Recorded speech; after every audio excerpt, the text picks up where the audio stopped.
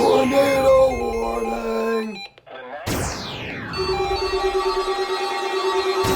First alert, WX-167.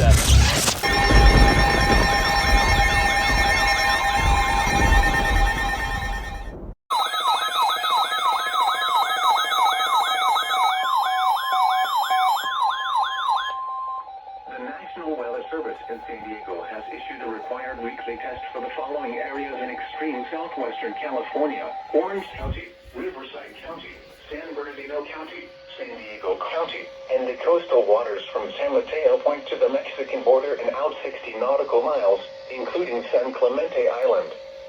A test signal was broadcast to test the public warning system. The test is normally conducted between 10 a.m. and noon each Wednesday, weather permitting. The signal was also used to test the activation and emergency readiness of the Skywire network of radio operators.